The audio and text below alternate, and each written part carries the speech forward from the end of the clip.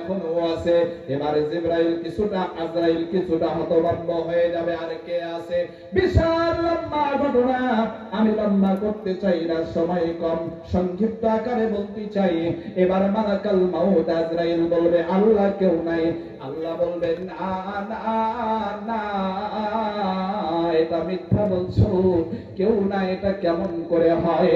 ও মালাকাল মাউত আজরাইল, তুই তো এখনো আমার সামনে দাঁড়ায় আছিস।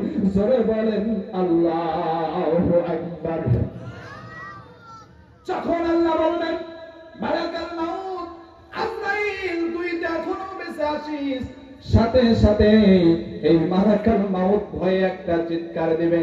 আমার নবী হাদিসের মধ্যে বলেন, ওই মালাকাল মাউত আজরাইল ওই সময় যে চিৎকারটা দিবে গো, যদি দুনিয়া থাকতো, দুনিয়ার মানুষ যদি বেঁচে থাকতো, আজরাইলের একটা চিৎকারে পৃথিবীর সমস্ত মানুষ বেহুশ হয়ে জমিনে পড়ে যাইত। আজরাইলের একটা চিৎকারে পৃথিবীর সমস্ত মানুষ জমিনে পড়ে যেত, ভয়ে এত জোরে চিৎকার দিত। সেই মালাকাল মাউত আজরাইল শেষ হয়ে যাবে। এই ঘটনা অনেকেই জানেন। যেটা বলতে চাচ্ছিলাম, বাদশা হারুনুর রশিদ যখন স্বপ্ন দেখলেন, তিনি ভাবলেন আমিও তো মারা যাব, এটা সত্য। এবার তিনি তার যেই ওই রাজ্যের ভেতরে আলেম ওলামাদেরকে ডাকলেন, স্বপ্নের কথা বললেন, তাদের কাছে ব্যাখ্যা চাইলেন এবং করণীয় সম্পর্কে জানতে চাইলেন। ওলামায়ে কেরাম পরামর্শ দিলেন, ও বাদশা, আপনি যেই স্বপ্ন দেখেছেন এটা আপনার সৌভাগ্য, এটা আপনার কপাল।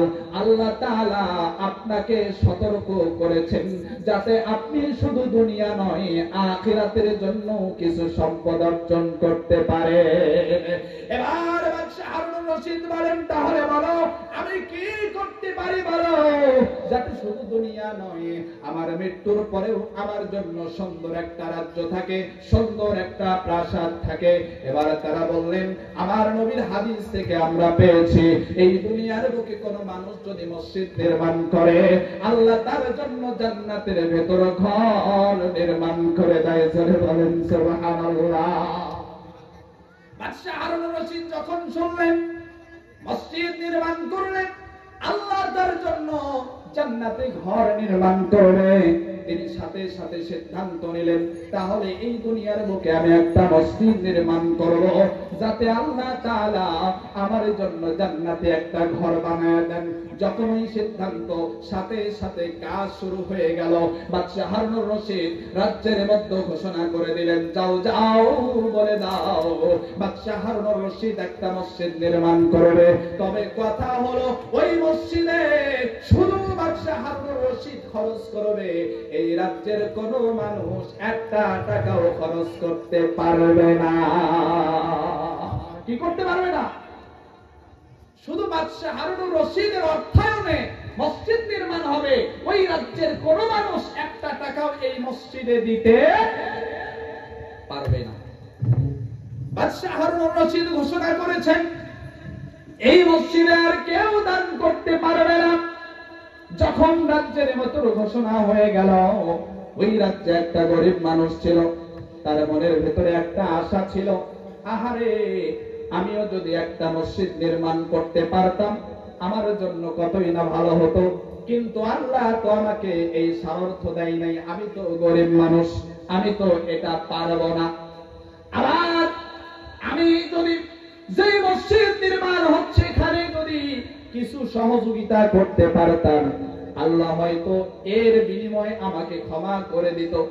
কিন্তু বাদশা হারুনুর রশিদ তো ঘোষণা করেছে এই মসজিদে রাজ্যের কোন মানুষ দান করতে পারবে না, শুধু তার অর্থায়নে মসজিদ নির্মাণ করা হবে।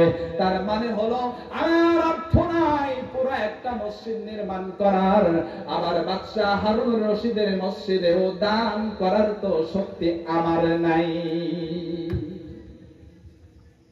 তার মনের ভেতরে কল্পনা হলো, আমি যদি মসজিদ নির্মাণ করতে পারতাম আমার জন্য আল্লাহ জান্নাতে ঘর নির্মাণ করত, কিন্তু সেই সুযোগ তো নাই। বাদশা হারুনুর রশিদ বলেছেন যে এই মসজিদে কেউ দানও করতে পারবে না, কিন্তু তার মনের ভিতরে একটা আশা আকাঙ্ক্ষা,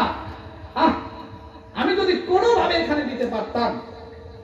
হঠাৎ তার মাথার ভিতরে একটা চিন্তা চলে আসে। কি চিন্তা? মনে মনে ভাবতেছে, বাদশাহ হারুন রশিদ তো বলছে দান করা যাবে না, আমি যদি দান করি তাহলে তো জানবে, তাহলে আমি একটু গোপনে করব। জোরে বলেন সুবহানাল্লাহ, আরো জোরে বলেন সুবহানাল্লাহ। আয় মুসলমান, আরো জোরে বলেন সুবহানাল্লাহ। এই চিন্তা করছে আমি একটু গোপনে করব যাতে কেউ না দেখে। সেই রকম অর্থ তার কাছে নাই।